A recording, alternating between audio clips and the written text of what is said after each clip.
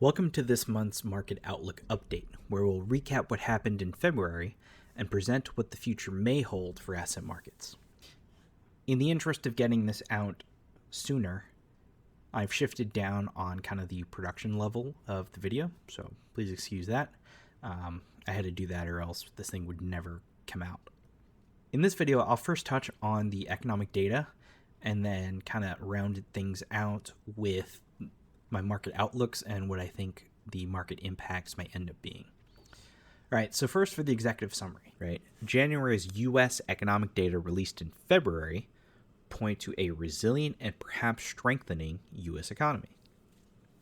Additionally, U.S. inflation data ticked up in January, but the downward trend still remains intact.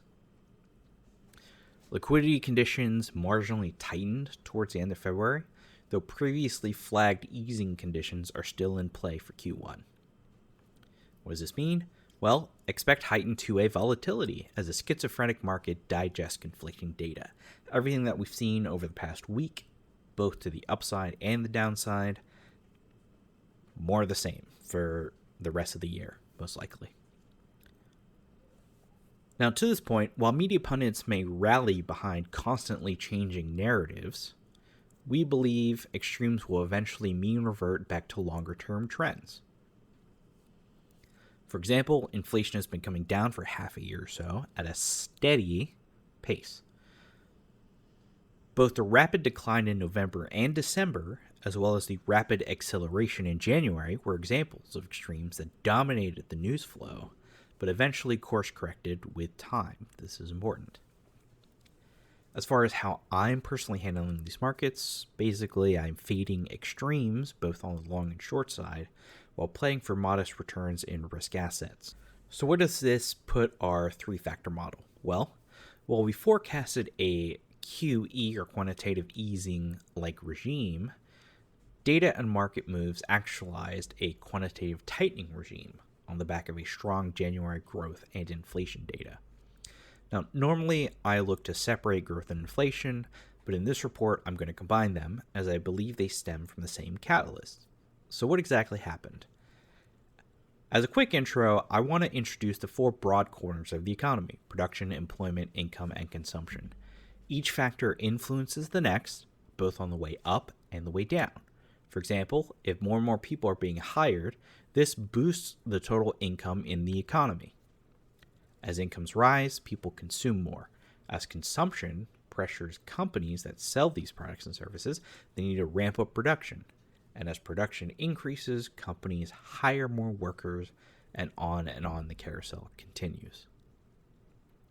Now, I use these broad categories in my analysis in part because the National Bureau of Economic Research, very specifically, defines a recession as a significant decline in economic activity that is spread across the economy that lasts more than a few months, and uses these data points here to do so.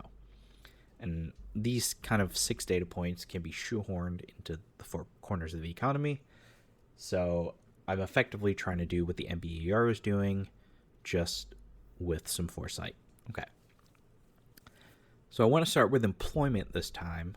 The reason being the January employment data released in February was the catalyst which sparked the February downturn in equity markets.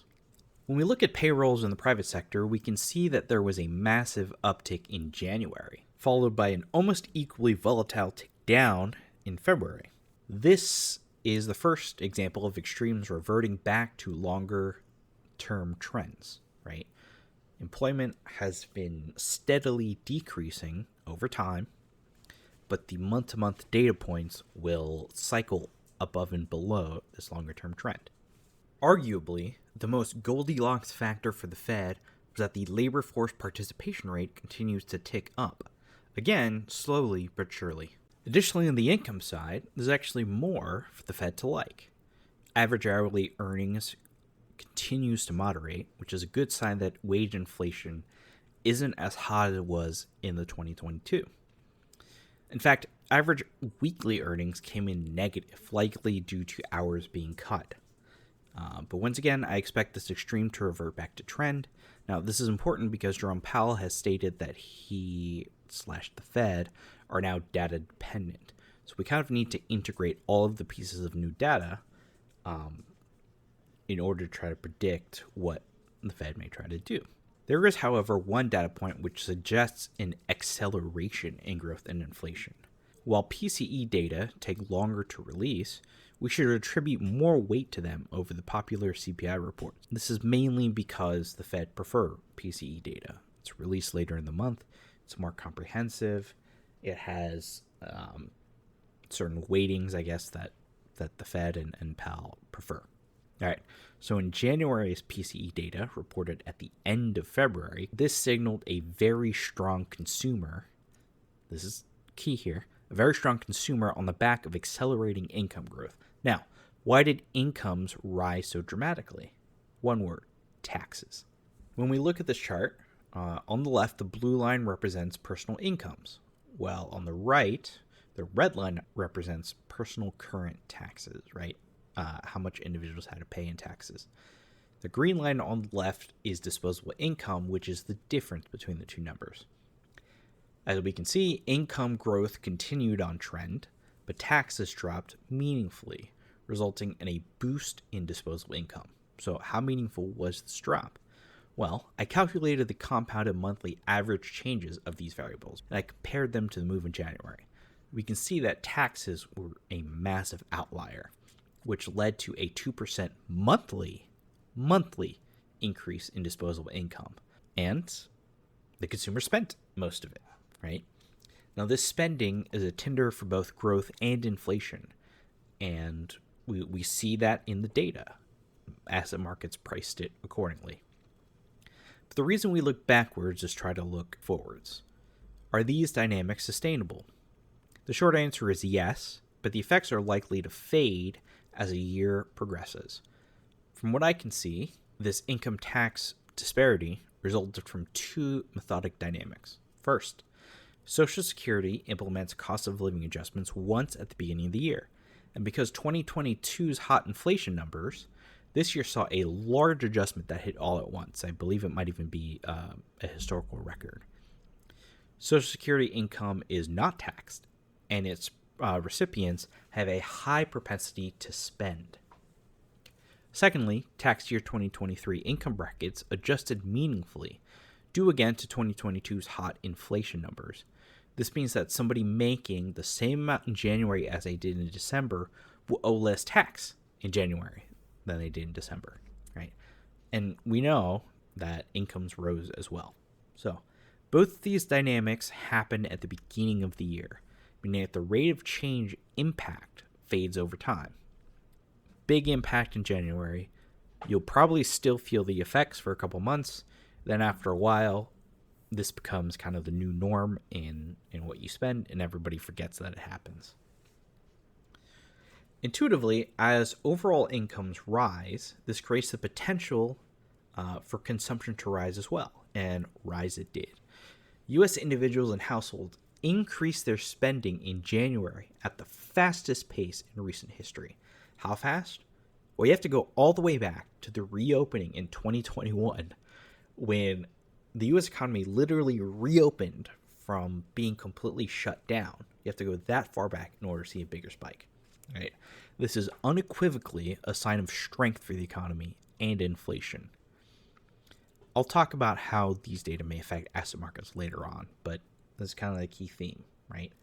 And so, following the framework, what happens when consumers increase their spending? Businesses have to increase production. The ISM, or Institute of Supply Management Manufacturing PMIs, or Purchasing Managers Index, showed a mild uptick in the headline index and a pretty large uptick in new orders. Now, PMIs are data collected from businesses and are reported on an indexed basis from 1 to 100, higher being stronger. As a rule of thumb, the 50 level is indicative of contraction or recessionary conditions, right? When you fall below 50, that kind of signals recession. When you're above it, expansion. New orders usually lead by roughly 9 months, and if the trend remains intact, would suggest a shallow recession that maybe bottoms around Q3 of this year, right? However, manufacturing only accounts for about 50% of the US economy. We need to look at service data, and when we do, we see signs of a red-hot economic activity. With the exception of a recessionary December, 2023's numbers aren't showing any signs of cooling. On a side note, these values are often revised over time, and in a broad stroke, I've noticed that numbers revise again towards the trend, following this theme of extremes moderating. And so the trend is the most important factor. But even if we go further and revise December's numbers up and 2023's numbers down, we're still near a recession signal, right? One way to kind of get an idea of this is to look at a 3-month average in order to smooth out the data. And when we do that, we see pretty clear trends, right? The manufacturing sectors continue to bleed while services sectors continue to kind of maybe grind downward, but they're doing so extremely slowly with these large bounces in between. So in summary, growth and inflation surprised meaningfully in the beginning of the year. I believe this is due in great part to the consumer effectively making more and thereby spending more. My research and analysis also suggests that the dynamics aren't repeatable, but the effects will still filter through the economy in various ways. For one, consumer spending is an immediate boost to the economy. And even though the effects will fade through the year, the impact will be felt up front. Secondly, this is certainly inflationary. However, we have to keep in mind that the effects of Fed tightening are still filtering through the system. Ultimately, I think the inflationary effects of consumer spending will dampen how fast inflation falls without altering kind of the overall long-term downtrend. Another thing to note as well is that in 2023, the way in which CPI is calculated has kind of significantly changed. Before, we used to take the weightings based on the past 2 years' worth of spending. Starting 2023, we're only using 1 year. Now, considering that this change happens, it overlaps with spending habits during COVID and during the reopening, you're just going to have aberrations in the data. And that, of course, is something to keep in mind.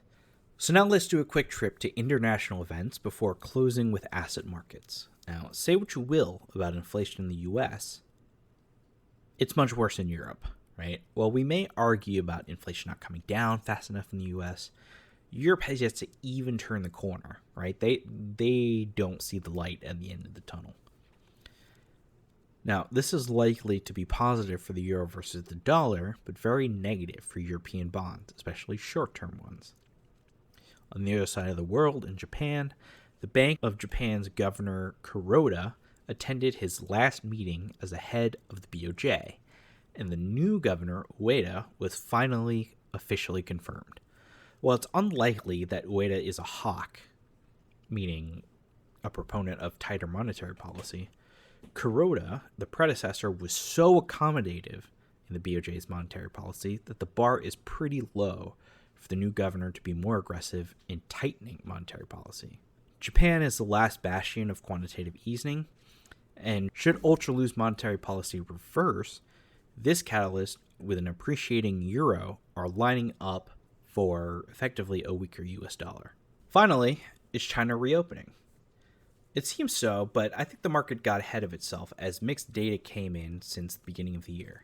What you kind of see is, production is up, but consumption is down, right? This really makes sense from the perspective of our economic flywheel, as it will take some time before the effects of Chinese stimulus finally filters into the consumer. At the end of the day, this also fits in kind of with our theme. Markets got ahead of themselves at the beginning of the year, thinking, buy China, buy everything related to China. Then when it wasn't as fast as everyone wanted, everyone was like, sell China, sell China. And then people realized, well, nope, China's reopening. Its effects will filter through the economy, but it's not going to be as fast as you hope and not as slow as you fear. Anyway, it's definitely coming. The effects of Chinese stimulus, both in China and abroad, it's just going to take some time. So, a note on liquidity.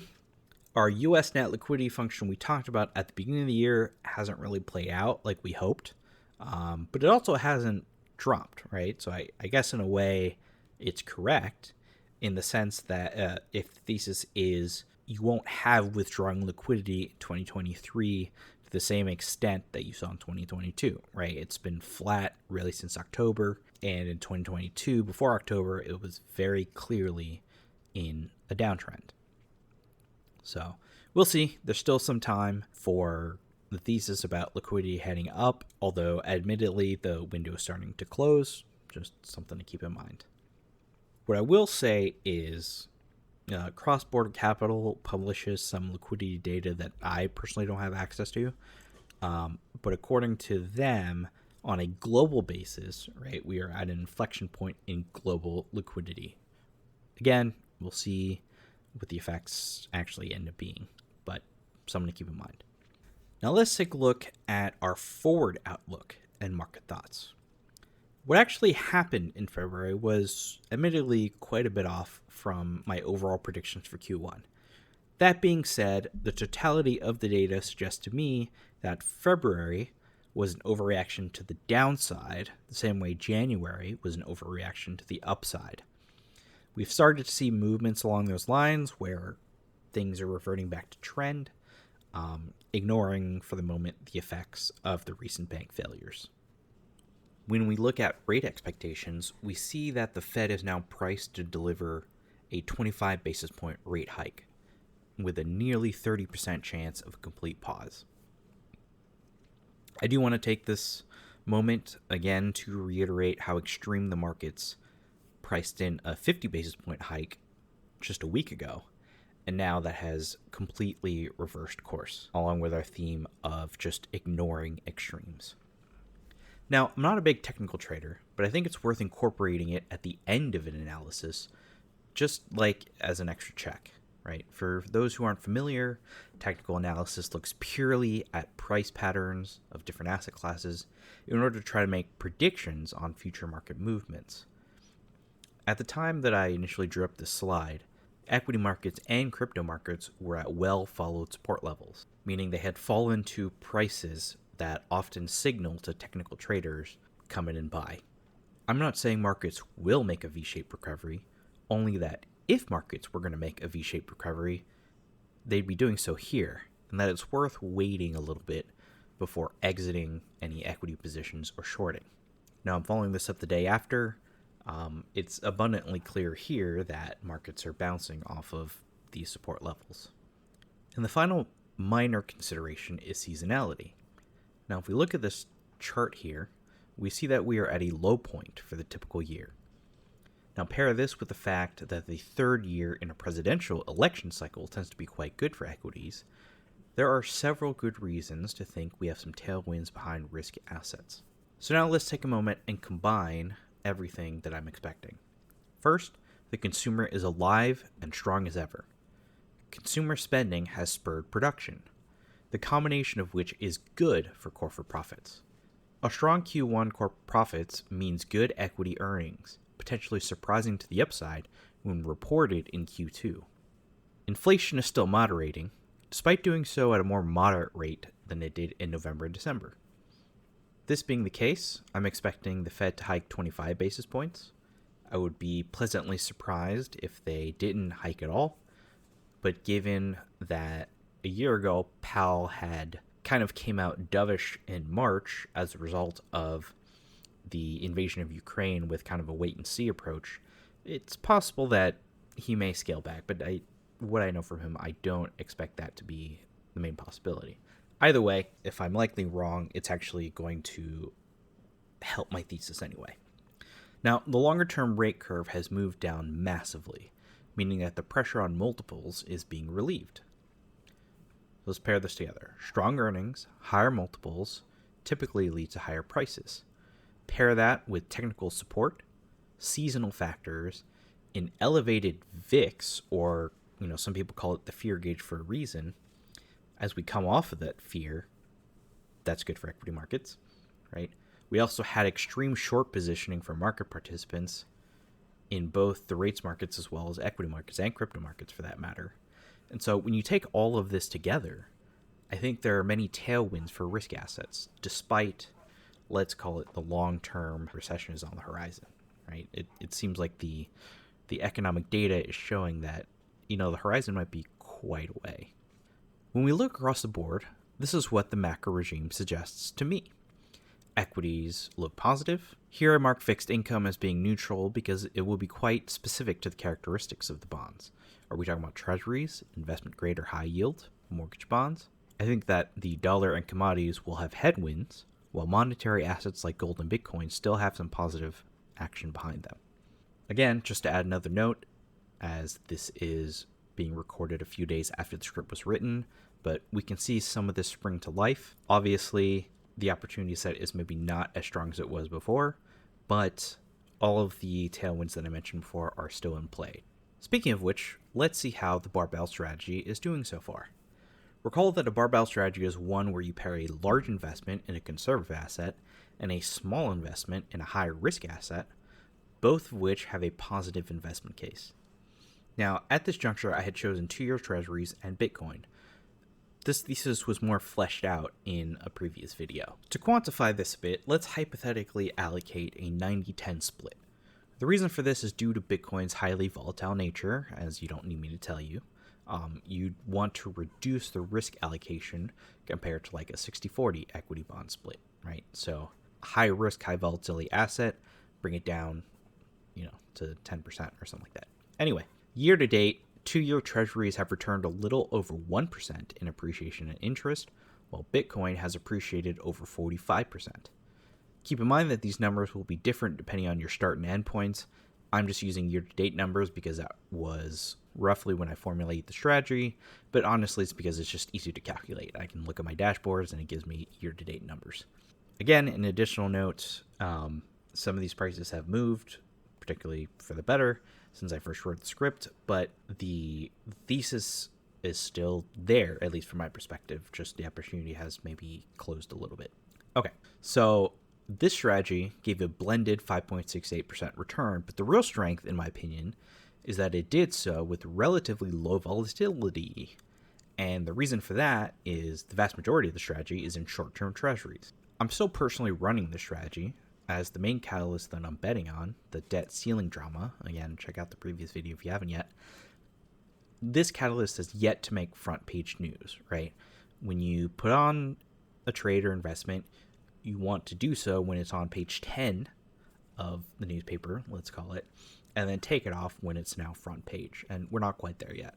And if you're curious, when I plan to end that particular strategy, I'd be looking for something like, the debt ceiling to be front and center on CNBC or maybe even Time Magazine. The ultimate indicator would be if, Jim Cramer starts saying, hey, buy Bitcoin. On the other hand, if crypto gets banned, that would be example if I would exit the position more to minimize downside risk. Okay, so if you like these ideas, let me know. I'll try to include more of them on these updates. I just wanted to give an example that I gave at the beginning of the year and follow it through, kind of to showcase the evolution of a thesis. Now, on the topic of the debt ceiling, the last thing I want to note is the potential, I can't repeat this enough, potential risk to treasury bills. Let me explain. If the government effectively runs out of money and Congress does not approve the Treasury to raise more debt, the Treasury then has to prioritize its payments. That means making discretionary decisions to cut programs like Social Security, maybe even laying off employees, or possibly even defaulting on maturing treasuries in part or in full. For reference, that line in the sand is expected in the June-July, maybe even August timeframe. So treasuries maturing 3 to 6 months from now are potentially at risk. Again, I don't expect this to happen. I expect the debt ceiling to be raised. Even if it doesn't, I expect treasury repayments to be pretty high up on the list of things that treasury pays back. But a total default is a potential low probability, high impact risk that needs to exist in investor awareness, at least at some level. So I'm putting it out there. Do what you will with that information. Anyway, that's it for this month. Let me know if you'd be interested in a piece on how I think the recent bank failures may impact markets down the line. Thanks as always.